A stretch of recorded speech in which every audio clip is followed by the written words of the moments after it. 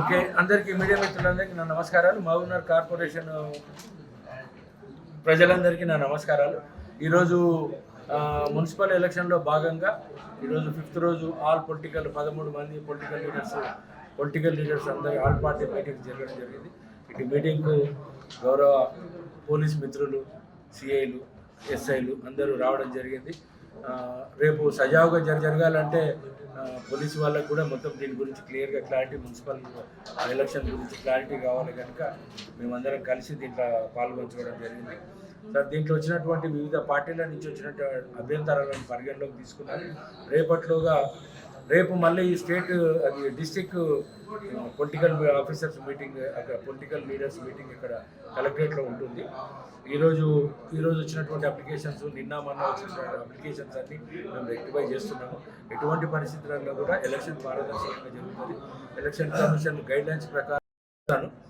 So ఇక్కడ సింపుల్గా ఇదంతా మ్యాపింగ్ కానీ, తర్వాత ప్రెజెంటేషన్ కానీ, వీటన్నిటికి సంబంధించిన ప్రక్రియ మొత్తం జూను నెలల్లో 2025 జూన్లోనే కంప్లీట్ అయింది. నేను జూన్ 24th వచ్చాను. అక్కడ ఉన్నటువంటి అదే దాంట్లో ఎలక్ట్రల్ డ్రాఫ్ట్ ప్రకారం మాత్రమే మేము ముందుకు వెళ్తాము. తర్వాత అప్పుడు చేసినటువంటి మ్యాపింగ్ ప్రకారమే ఎలక్షన్ రేపు జరుగుతుంది. అందులో ఏదైనా చిన్న అబ్జెక్షన్స్ ఉన్నాయి, చిన్నవి ఉన్నాయి. మా దృష్టికి కూడా వచ్చింది, మా కంటికి కూడా కనిపించింది. సో కొన్ని విలేజర్స్ ఓట్లు, రూరల్కి సంబంధించిన ఓట్లు అందులో ఉండడం జరిగింది. కొన్ని ఓట్లు ఇక్కడ ఈ ఇంట్లో 10 మంది ఓట్లు ఉంటే ఒక ఓటు అవతలికి పోవడం జరిగింది, అక్కడిక్కడ పోవడం జరిగింది. అటువంటివన్నీ మార్పులు చేర్పులు ఉంటాయి.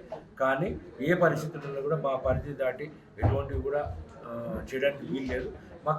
వచ్చినటువంటి అన్ని అబ్జెక్షన్స్ను మేము ఎలక్షన్ కమిషన్కి పంపిస్తాము. వాళ్ళు రెక్టిఫై చేస్తారు. ఈ సమస్య దీన్ని పరిష్కరించడానికి మార్గం ఏదని వాళ్ళే చూస్తారు. మాకు అవగాహన ఉన్నంత వరకు మాత్రమే మేము చర్యలు తీసుకుంటాం. ఖచ్చితంగా మున్సిపల్ ఎలక్షన్ చాలా పారదర్శకంగా ముందుకు వెళ్తుంది. చాలా మంచిగా చేస్తాం. మా మిత్రులు, శ్రేయభిలాషులు, మా పోలీసు వాళ్ళు అందరూ ఉన్నారు. మేమందరం కలిసికట్టుగా అందరం కలిసి ఎలక్షన్ ముందుకు వెళ్తాము. ఇటు సమావేశానికి వచ్చిన విజయ్ గాంధీ నాయక్ గారు, మా అప్పన్న గారు, తర్వాత మా ఇజాజ్ గారు, సార్ విజయ్ భాస్కర్, తర్వాత మా సీనయ్య, వీళ్ళందరికీ పేరున నేను థ్యాంక్స్ చెప్తున్నాను. అందరూ ఒకసారి వచ్చినందుకు నాకు చాలా సంతోషం ఉంది. నేను ఒక్కనే ఉంటా అనుకున్న స్టేజ్ మీద, వీళ్ళందరూ వచ్చిన కొద్దిగా నాకు ఈరోజు మాట్లాడుతున్నాను. నేను మా మీడియా ముందలకు కానీ లేకుంటే మైక్ పట్టుకొని ఎప్పుడు జరగలేదు. సరే, నేను ఏం మాట్లాడుతున్నాను అర్థం కాకుండా చెప్పుకుంటూ పోతున్నాను. మొత్తం మీద పాలమూరు ప్రజలందరికీ, మహబూబ్నగర్ ప్రజలందరికీ నేను తెలియజేసేది ఏంటంటే, ఏ పరిస్థితులలో కూడా ఎటువంటి అధికార పార్టీ ఉండని, ప్రతిపక్షాలు ఉండని, ఎటువంటి వాళ్ళు ఉండని, అందరికీ సమన్వయంగానే ఉండాలి. ఎటువంటి పరిస్థితుల్లో ఎక్కువ తక్కువ ఉండదు. అందరికి ఒకటే డౌట్ ఉంటుంది, అధికార పార్టీ ఉంది, ఎమ్మెల్యే గారు ఏం చెప్తారో, ఎమ్మెల్యే గారు ఈ రోజు వరకు ఎలక్షన్ గురించే నాతో మాట్లాడలేదు. ప్రతిరోజు మాట్లాడతాడు కానీ ఎలక్షన్ ఏం జరుగుతుందని కూడా అడగలేదు. ఎప్పుడు కూడా దీంట్లో ఆయన ఇన్వాల్వ్ కాడు. సో అందరికి అదే ఉంది. ఇందాక కొంతమంది మిత్రులు పార్టీలో వాళ్ళు చెప్పారు, ఎవరికైనా మీరు ప్రలోభాలకు లొంగకండి అంటే, ప్రలోభాలకు లొంగని వాళ్ళకు కూడా తెలుసు. బట్ రాజకీయానికి లొంగుతా అని అనుకున్నాడు. కానీ ఇంతవరకు కూడా ఇంతవరకు కాదు, రేపు 4 రోజులు అయితే నోటిఫికేషన్ షెడ్యూలే వస్తుంది. ఎవరు చెప్పినా ఏముంటుంది, అటువంటిది ఏముండదు. ఖచ్చితంగా మా హయ్యర్ అఫీషియల్స్, కలెక్టర్ గారు, అడిషనల్ కలెక్టర్ గారు, తర్వాత మా ప్రిన్సిపల్ సెక్రటరీ మేడం గారు, మా సిడిఎంఏ గారు, ఎలక్షన్ కమిషన్, వీళ్ళందరి నిర్ణయాల ప్రకారం ఉంటే నేను స్వతహాగా నిర్ణయం తీసుకోవడానికి ఏముండదు. కనుక దయచేసి ఇందాక కూడా చెప్పినా, మళ్ళీ చెప్తున్నా, నేను చాలా మనిషిని కనిపించడానికి, నేను చూడడానికి వేరుంటే అది ఉంటాను. అయితే మీరు ఏం చేస్తారంటే, ఇందాకనే చెప్పినా నేను, ఇట్లా అవుతుంది అంట కదా అని అంటారు. అట్లా కాకుండా నిజం ఏమని ఉంటే నిర్భయంగా చెప్పండి. ఖచ్చితంగా నా తప్పేది ఉందంటే నాకు తప్పు చూపించండి.